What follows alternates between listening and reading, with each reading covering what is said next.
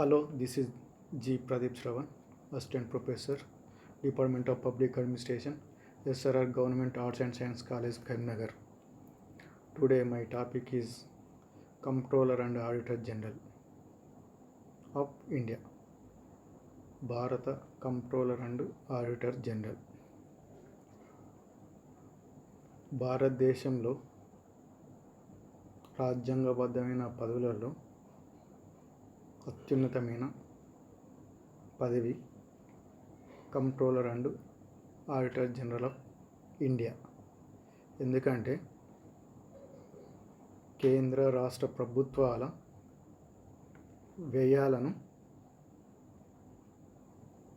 పరిశీలించి వాటిలో ఏమైనా తప్పులు కానీ లోటుపాట్లు కానీ ఉంటే ఆ ప్రభుత్వాలను హెచ్చరించే అధికారి comptroller and auditor general of India. ఈ పదవి రాజ్యాంగబద్ధమైన ఏర్పడింది. ఇది దేశ సంపదను అంటే ప్రజలకు సంబంధించిన సంపదను కాపాడడానికి ఎల్లవేళలా ఒక వాచ్ డాగ్లా పనిచేస్తుంది. మరి కంప్ట్రోలర్ అండ్ ఆడిటర్ జనరల్కి సంబంధించి మనకు రాజ్యాంగంలో 148 ఆర్టికల్స్ నుండి 151 ఆర్టికల్స్ వివిధ విషయాల గురించి తెలియజేస్తున్నాయి. మనకు మొదటి comptroller and auditor general V Narahari Rao. ప్రస్తుతం గిరీష్ చంద్ర ముర్ము. సాధారణంగా కంప్ట్రోలర్ అండ్ ఆడిటర్ జనరల్స్ను సీనియర్ ఐఏఎస్ ఆఫీసర్లను తీసుకోవడం జరుగుతుంది.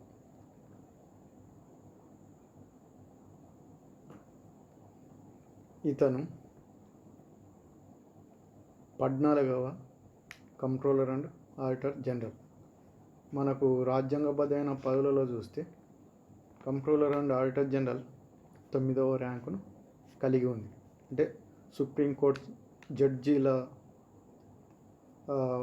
హోదాను కలిగి ఉంటుంది కాబట్టి వాళ్ళతో ఇతను సమానమైన హోదాను కలిగి ఉంటుంది కాబట్టి 9వ ర్యాంక్. అంటే వాళ్ళకు 9వ ర్యాంక్ ఉంది, ఇతనికి కూడా 9వ ర్యాంక్.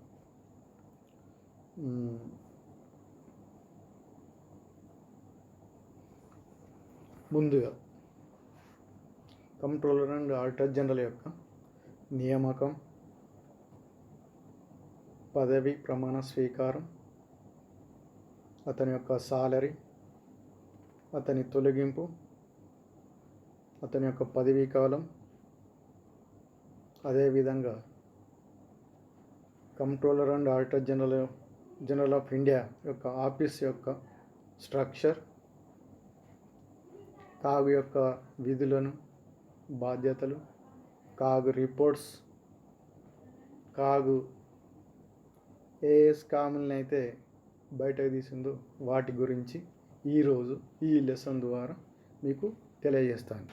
ముందుగా కంప్ట్రోలర్ అండ్ ఆడిటర్ జనరల్ యొక్క నియామకం. కేంద్ర క్యాబినెట్కి సంబంధించిన నియామకాల కమిటీ కంప్ట్రోలర్ అండ్ ఆడిటర్ జనరల్ను ప్రతిపాదిస్తుంది. ఆ కమిటీకి చైర్మన్గా ప్రధానమంత్రి వ్యవహరిస్తుంది. అంటే ప్రధానమంత్రి ఆ నియామకాల కమిటీ ద్వారా నామినేటెడ్ చేస్తుంది. అంటే ప్రధానమంత్రి నామినేటెడ్ చేసిన అధికారిని అంటే వ్యక్తిని రాష్ట్రపతి 148 ఆర్టికల్ ప్రకారం నియమిస్తుండు.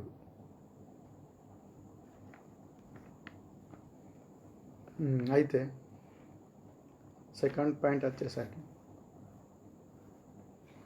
ఓత్ అంటే ప్రమాణ స్వీకారం, ఓత్ ఆర్ అఫర్మేషన్. రాష్ట్రపతి కంప్ట్రోలర్ అండ్ ఆడిటర్ జనరల్ను నియమిస్తూ అతని చేత ప్రమాణ స్వీకారాన్ని చేయిస్తాడు. ప్రమాణ స్వీకారాన్ని చేయిస్తాడు. అయితే భారతదేశంలో ఏ అధికారి కూడా రాజ్యాంగబద్ధ ఏ అధికారి కూడా ప్రమాణ స్వీకారం చేయలేడు. కానీ కంట్రోలర్ అండ్ ఆడిటర్ జనరల్ మాత్రం ఈ ప్రమాణ స్వీకారాన్ని రాష్ట్రపతి చేయించడం జరుగుతుంది. అంటే రాజ్యాంగ ప్రకారం తన యొక్క విధులను బాధ్యతలను కొనసాగిస్తానని, భారతదేశ సార్వభౌమత్వాన్ని సమైక్యతను కాపాడుతానని, తన యొక్క విధులను నిజాయితీగా నిష్పక్షపాతంగా ఎవరికి భయపడకుండా నిర్వర్తిస్తానని ప్రమాణ స్వీకారం చేయడం జరుగుతుంది. అయితే ఏ అధికారి కూడా ప్రమాణ స్వీకారం చేయలేడు. కేవలం రాష్ట్రపతి ద్వారా నియామకం అవడం తప్ప ప్రమాణ స్వీకారం చేయడు. ఈ ప్రమాణ స్వీకారం అనేది కంట్రోలర్ అండ్ ఆడిటర్ జనరల్కు ప్రత్యేకమైనది.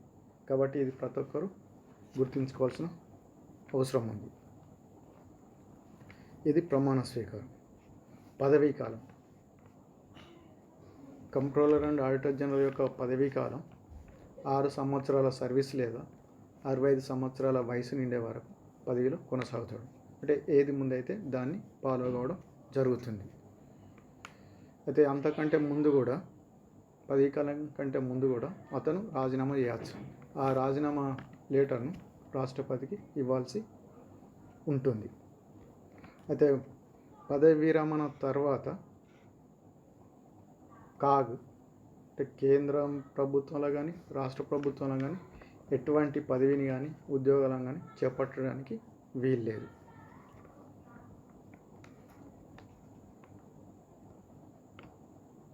Removal of service. ఇంకోటి కాగును పదవి నుండి తొలగింపు. అంటే కంట్రోలర్ అండ్ ఆడిటర్ జనరల్ యొక్క ప్రవర్తన సరిగ్గా లేదని లేదా అసమర్థత అని ఆరోపణలతో అతన్ని తొలగించడానికి వీలుంటుంది. అయితే అతన్ని తొలగించాలంటే ముందుగా పార్లమెంట్లో 2/3 మెజార్టీ ద్వారా తీర్మానాన్ని చేసినట్టయితే, ఆమోదించినట్టయితే ఆ పార్లమెంట్ తీర్మానం ఆధారంగా రాష్ట్రపతి ఈ కాగును తొలగించడం జరుగుతుంది. అంటే ఈ తొలగింపు విధానం సుప్రీంకోర్టు జడ్జీలకు ఎటువంటి ప్రక్రియనైతే కొనసాగిస్తున్నారో ఈ కాగు విషయంలో కూడా అదే ప్రక్రియను అనుసరించడం జరుగుతుంది. అంటే డైరెక్ట్గా రాష్ట్రపతి తొలగించడానికి వీల్లేదు. పార్లమెంట్ 2/3 మెజార్టీ ద్వారానే అతన్ని తొలగించడానికి అవకాశం ఉంది. కానీ ఇప్పటివరకు ఎవరిని కూడా ఈ విధంగా తొలగించడం జరగలేదు. ఇతని యొక్క సాలరీస్. కంట్రోలర్ అండ్ ఆడిటర్ జనరల్కు సుప్రీంకోర్టు జడ్జీలకు ఏ వేతనాన్ని అయితే పొందుతున్నారో అదే వేతనాన్ని ఇతనికి కూడా ఇవ్వడం జరుగుతుంది. అంటే ప్రస్తుతం నెలకు 2,50,000 రూపాయలను వేతనంగా ఇవ్వడం జరుగుతుంది. ఈ వేతనంతో పాటు అనేక వసతులు, సౌకర్యాలను కల్పించడం జరుగుతుంది. అయితే ఈ వేతనాలను నిర్ణయించేది పార్లమెంటు. అంటే పార్లమెంటు ఈ రాజ్యాంగంలోని 2వ షెడ్యూల్ ప్రకారం పార్లమెంట్ చట్టం ద్వారా నిర్ణయించడం జరుగుతుంది. అయితే ఒక్కసారి పదవిలోకి వెళ్ళిన తర్వాత ఆ పదవిలో ఉండగా అతని యొక్క వేతనాన్ని కానీ సౌకర్యాలను కానీ తగ్గించడానికి పార్లమెంటుకు మరి ఇతర ఎవరికి కూడా అధికారం లేదు.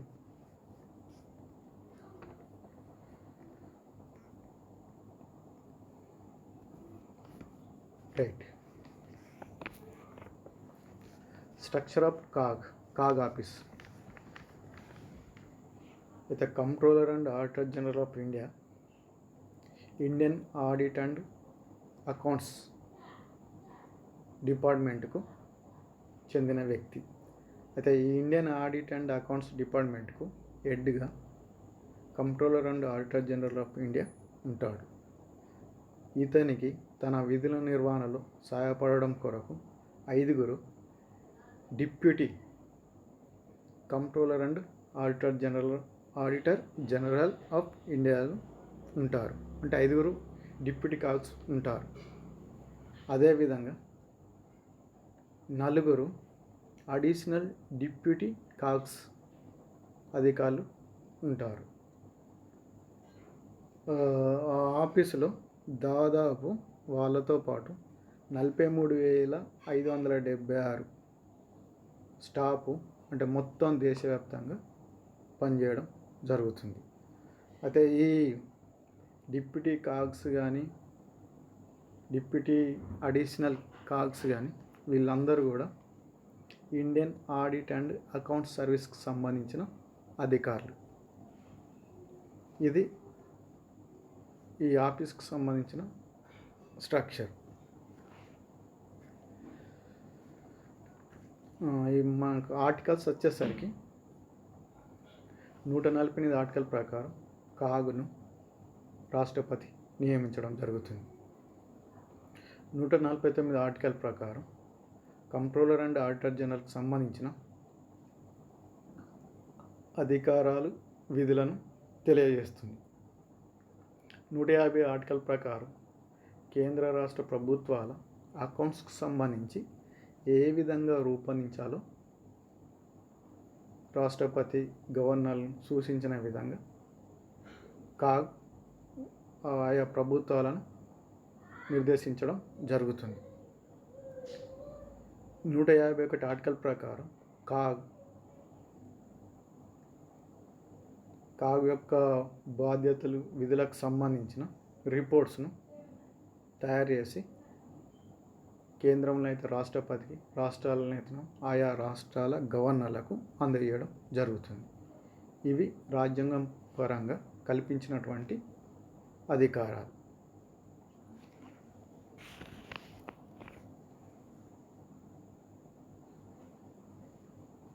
Controller and auditor general of India యొక్క విధులు అయితే మనకు కాగ్ యొక్క అధికారాలు, బాధ్యతలు రాజ్యాంగంతో పాటు పార్లమెంటు రూపొందించినటువంటి చట్టాల ఆధారంగా నిర్ణయించడం జరుగుతుంది.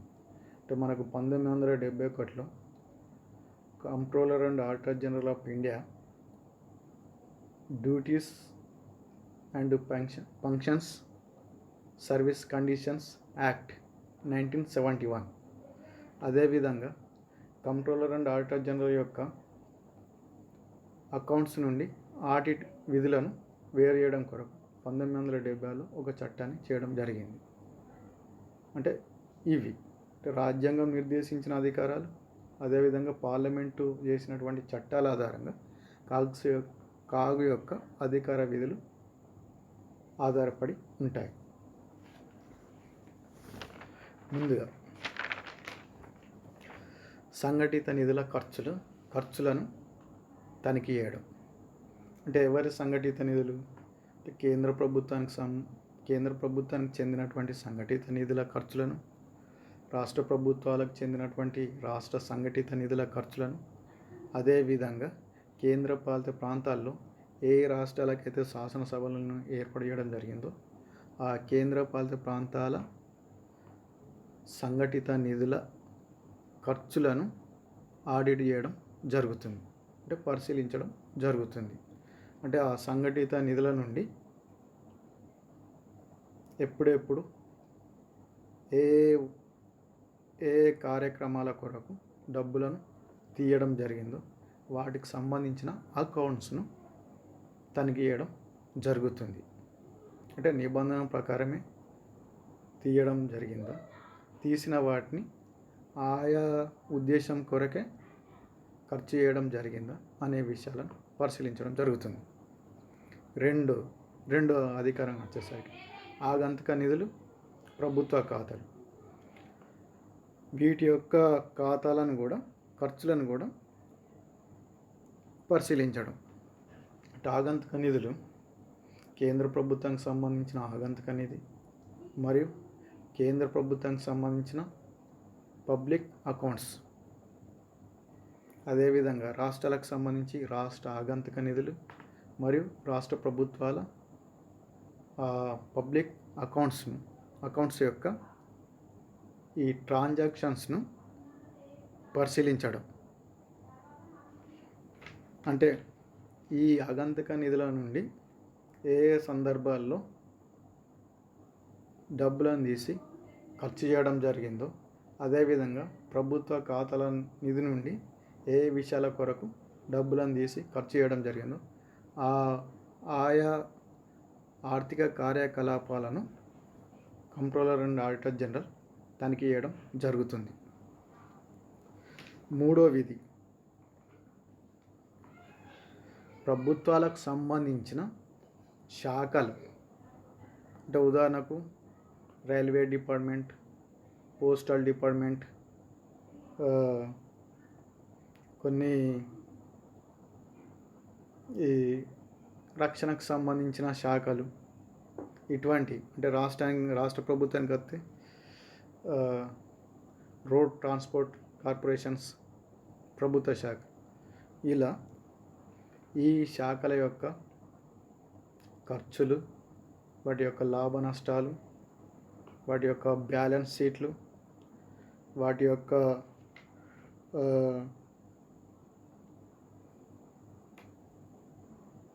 వ్యాపారం, తయారీ ఖర్చులు, ఈ విషయాల గురించి కాగ్ పరిశీలించడం జరుగుతుంది. 4వ పాయింట్, ప్రభుత్వ రాబడులు, ఖర్చులు, అంటే కేంద్ర ప్రభుత్వానికి ఏ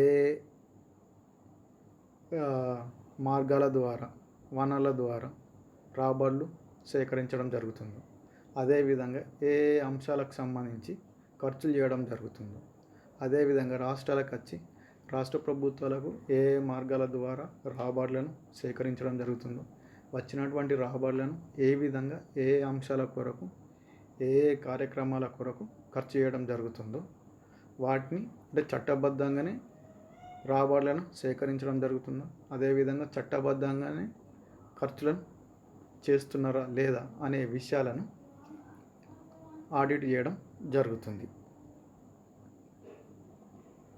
అదేవిధంగా 5th పాయింట్, ప్రభుత్వాలకు సంబంధించి అంటే ప్రభుత్వ సంస్థలు, ప్రభుత్వ వ్యవస్థలు, అంటే అటు కేంద్ర ప్రభుత్వానికి సంబంధించిన సంస్థలు వ్యవస్థలు కావచ్చు, ఇటు రాష్ట్ర ప్రభుత్వాలకు సంబంధించిన సంస్థలు వ్యవస్థలు కావచ్చు, లేదా వివిధ చట్టాల ద్వారా ఏర్పడేసినటువంటి సంస్థలు కావచ్చు, వాటి యొక్క రాబడులను, ఖర్చులను ఆడిట్ చేయడం జరుగుతుంది.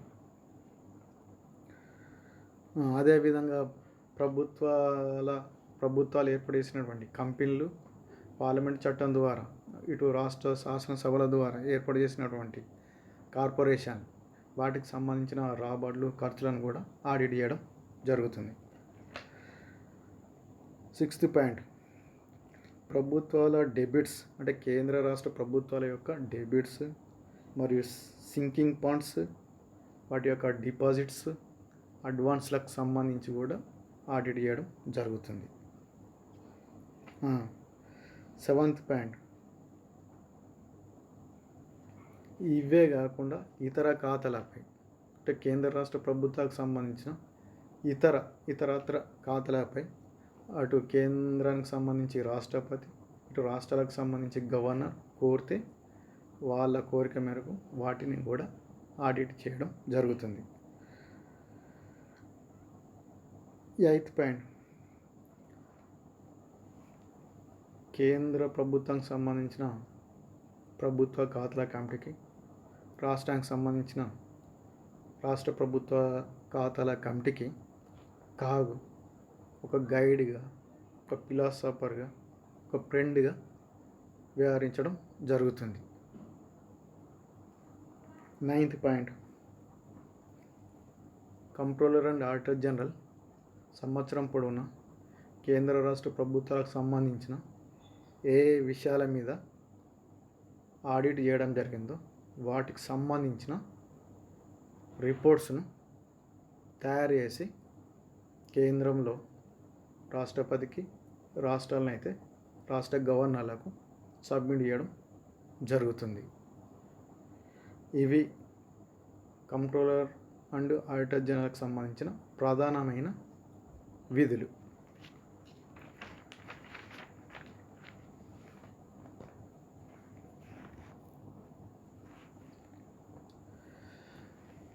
ఇక్కడ మనం ప్రధానంగా కాగ్ రిపోర్ట్స్ సంబంధించి మూడు రకాలుగా తయారు చేయడం జరుగుతుంది రిపోర్ట్స్ని.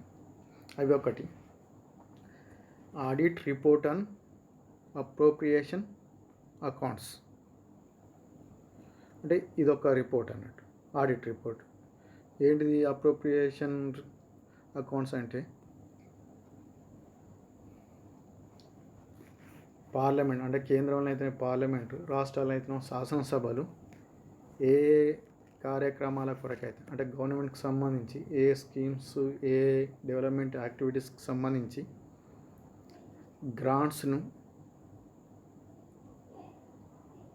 గ్రాంట్గా అప్రూవల్ చేస్తే, ఆమోదిస్తే, అటువంటి గ్రాంట్స్ అంటే ఏ ఉద్దేశం కొరకైతే వాటిని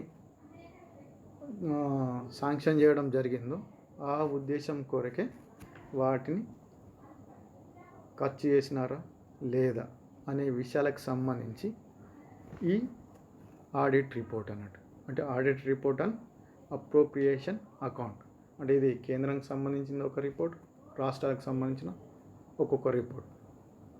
రెండో report audit report on finance accounts, అంటే ఇలా ఫైనాన్స్ అకౌంట్స్కి సంబంధించి అంటే కేంద్ర రాష్ట్ర ప్రభుత్వాలు అంటే వేరువేరుగా, అంటే కేంద్ర ప్రభుత్వానికి సంబంధించిన ఖర్చులకు సంబంధించి అంటే రిసిప్ట్స్ అండ్ ఎక్స్పెండిచర్స్, అదేవిధంగా రాష్ట్ర ప్రభుత్వానికి సంబంధించిన రిసిప్ట్స్ అండ్ ఎక్స్పెండిచర్స్కి సంబంధించి ఇది రిపోర్ట్ అన్నట్టు, audit report on finance accounts. అదేవిధంగా థర్డ్ది audit report on public undertakings, అంటే కేంద్ర ప్రభుత్వానికి సంబంధించిన కంపెనీలు, కార్పొరేషన్లు, రాష్ట్ర ప్రభుత్వానికి సంబంధించిన కంపెనీలు, కార్పొరేషన్లకు సంబంధించిన ఫైనాన్స్ మరియు ఎక్స్పెండిచర్స్ వాటికి సంబంధించిన రిపోర్ట్. ఇలా కాదు 3 రకాల రిపోర్ట్లను తయారు చేసి రాష్ట్రపతికి, అంటే కేంద్రానికి సంబంధించి రాష్ట్రపతికి ఇవ్వడం జరుగుతుంది, రాష్ట్రాలకు సంబంధించి రాష్ట్ర గవర్నర్లకు సమర్పించడం జరుగుతుంది. అయితే ఈ రిపోర్ట్లను రాష్ట్రపతి పార్లమెంటుకు సబ్మిట్ చేయడం వల్ల పార్లమెంట్ సమావేశాల్లో పార్లమెంట్ సభ్యులకు అందరికీ కూడా ఈ రిపోర్ట్స్ను అందజేయడం జరుగుతుంది. అదేవిధంగా రాష్ట్ర గవర్నర్లు రాష్ట్ర అసెంబ్లీకి ఈ రిపోర్ట్స్ను సబ్మిట్ చేయడం వల్ల అసెంబ్లీ సభ్యులకు అందరికీ కూడా ఈ రిపోర్ట్స్ను ఇవ్వడం జరుగుతుంది. ఈ రిపోర్ట్స్ ఆధారంగా ప్రభుత్వాలను నిలదీయడానికి ప్రతిపక్షాలకు ఒక మంచి ఆయుధంగా అవకాశం లభిస్తుంది. ఈ రిపోర్ట్ల వల్ల ప్రభుత్వాలు కూడా తమ యొక్క తప్పులను తెలుసుకొని మరి భవిష్యత్తులో ఇటువంటి తప్పులు చేయకుండా మరింత జాగ్రత్త పడడానికి ఈ రిపోర్ట్స్ అనేటివి ప్రభుత్వానికి కూడా తోడ్పడతాయి. అయితే మనకు రిపోర్ట్స్లో ఇచ్చినటువంటి కొన్ని ప్రభుత్వ లోపాలకు సంబంధించి మనం కొన్ని ముఖ్యమైన అవి రిపోర్ట్స్ను చెప్పుకుందాం. అవి ఒకటి, ఈ మధ్యన మనకు 2011లో అప్పటి వినోద్ రాయ్ యూపీఏ గవర్నమెంట్కి సంబంధించిన 2G స్పెక్ట్రమ్కి సంబంధించిన 2G స్పెక్ట్రమ్ అలొకేషన్, దీనికి సంబంధించిన ఒక రిపోర్ట్ను ఇవ్వడం జరిగింది. అదే ఈ స్పెక్ట్రమ్ అలొకేషన్ను పారదర్శకంగా ప్రభుత్వ నిబంధన ప్రకారంగా ఇవ్వకపోవడం వల్ల, ప్రభుత్వం దగ్గర ఉన్న కంపెనీలకు ఇవ్వడం వల్ల ప్రభుత్వానికి దాదాపు 1,76,000 కోట్ల ఆదాయాన్ని కోల్పోవడం జరిగిందని ఈ రిపోర్ట్లో పేర్కొనడం జరిగింది. అదేవిధంగా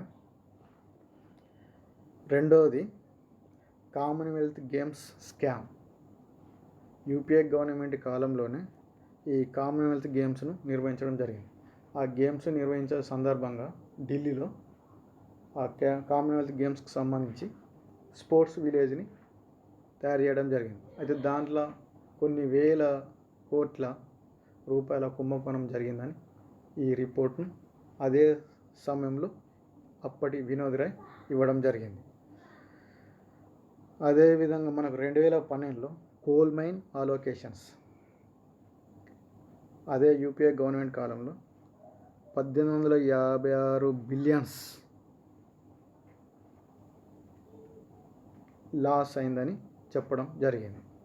అయితే ఈ 3 రిపోర్ట్ల ఆధారంగా ఈ రిపోర్ట్లను బహిర్గతం చేయడం వల్ల మీడియా, అంటే అది ప్రింట్ మీడియా కావచ్చు, ఎలక్ట్రానిక్ మీడియా కావచ్చు, విస్తృతంగా ప్రచారం చేయడం వల్ల ప్రజలందరికీ కూడా ఆ ప్రభుత్వం యొక్క లోపాలు, అవినీతి తెలియడం జరిగింది. దీంతో 2014 ఎలక్షన్లో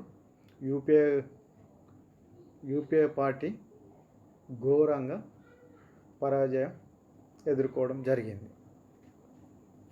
అదేవిధంగా మనకు రాష్ట్రానికి వచ్చేసరికి పాడర్ స్కామ్, గడ్డి కుంభకోణం, ఇది బీహార్ రాష్ట్రంలో దాదాపు 9.5 బిలియన్స్ రూపీస్ కుంభకోణం. ఇప్పటికి కూడా మనకు లాల్ ప్రసాద్ యాదవ్ జైల్లోనే ఉండడం జరిగింది. ఇప్పటికి కూడా ఇంకా సిబిఐ ఎంక్వైరీ జరుగుతుంది. అంటే 1995. Fifth KG Krishna Godavari D6 gas block. అయితే ఈ కృష్ణా గోదావరి D6 గ్యాస్ బ్లాక్ను 2011 అంటే మనకు సెంట్రల్ గవర్నమెంట్ రిలయన్స్ కంపెనీకి ఇవ్వడం జరిగింది.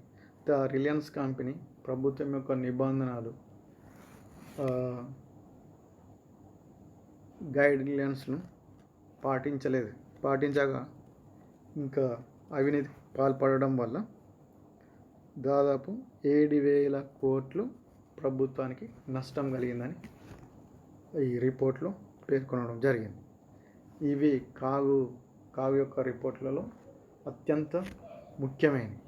ఈ రిపోర్ట్ల ఆధారంగానే యూపీఏ పార్టీ ఘోరమైన పరాజయాన్ని 2014లో ఎదుర్కోవడం జరిగింది. అదేవిధంగా 2019 ఎలక్షన్లో కూడా ఘోరమైన పరాజయాన్ని ఎదుర్కోవడం జరిగింది. అయితే మనకు ఈ 2G స్పెక్ట్రమ్ మీద సుప్రీంకోర్టు మొన్న 2018-19 కాలంలో తీర్పునివ్వడం జరిగింది. అంటే తీర్పు ఉద్దేశం ఏంటంటే 2G స్పెక్ట్రమ్ కుంభకోణంలో కాగు యొక్క అంచనా వ్యయం అంటే 1,76,000 కోట్ల కుంభకోణం జరిగిందని కాగు చెప్పడం జరిగింది. అయితే ఈ సుప్రీంకోర్టు ఏమన్నా అంటే 1,76,000 కోట్లు ప్రభుత్వానికి నష్టం వాటిల్లిందనే దాంట్లో వాస్తవం లేదు, శాస్త్రీయత లేదు. జస్ట్ ఈ 1,76,000 కోట్లు అనేది ఊహించింది. అంటే ఎటువంటి దానికి ప్రాతిపదిక అనేది లేదు. అంటే ప్రభుత్వం నష్టపోయింది, కానీ ప్రభుత్వం నుండి ఎటువంటి ధనం అనేది వెళ్ళలేదు. కాబట్టి ఈ స్కామ్ అనేది 1,70,000 కోట్లు అనేది అవాస్తవం అని సుప్రీంకోర్టు తేల్చడం జరిగింది. అంటే మనకి ఇక్కడ కావుగా పనిచేసే అధికారులు తమ యొక్క బాధ్యతలను, విధులకు స్వతంత్రంగా నిర్వహించడానికి, నిజాయితీగా నిర్వహించడానికి రాజ్యాంగమే స్వతంత్ర పద్ధతిని కల్పించడం జరిగింది. అయితే కొద్దిమంది అధికారులు ఎలాగైనా రాజ్యాంగం యొక్క స్వతంత్ర ప్రతిపత్తి అన్న ఉద్దేశంతో కొంత దూకుడుగా, అంటే ఎటువంటి శాస్త్రీయత లేకుండా ఇష్టం వచ్చినట్టు ఈ ప్రభుత్వానికి ఇంత నష్టం వాటిల్లిందని పేర్కొనడం జరుగుతుంది. అయితే దీనికి ఉదాహరణ ఈ మధ్యన సుప్రీంకోర్టే 2G స్కామ్లో ఇచ్చినటువంటి తీర్పు. కాబట్టి అధికారులు దూకుడుగా కాకుండా ఈ నిజాయితీగా, నిష్పక్షపాతంగా, ఒక శాస్త్రీయమైన పద్ధతిలో తనకున్నటువంటి అధికారాలు, విధుల ద్వారా తన బాధ్యతలను సక్రమంగా నిర్వర్తించినప్పుడే ఈ కాగు యొక్క విధుల పట్ల, అతని యొక్క బాధ్యతల పట్ల ప్రజలకు కానీ ప్రభుత్వాలకు కానీ విశ్వాసం అనేది పెరుగుతుంది. ఇలా కాబట్టి అంబేద్కర్ కాగు యొక్క బాధ్యతలను, విధులను దృష్టిలో పెట్టుకొని అప్పటి రాజ్యాంగ పరిషత్ సమావేశంలో కంట్రోలర్ అండ్ ఆడిటర్ జనరల్ను రాజ్యాంగం కల్పించినటువంటి అత్యున్నతమైన పదవి అని పేర్కొనడం జరిగింది. కాబట్టి ప్రతి ఒక్క కాగు తమ యొక్క బాధ్యతలను శాస్త్రీయంగా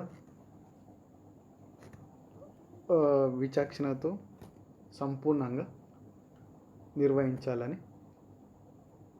రాజ్యాంగం సూచించడం జరుగుతుంది. Okay, thank you.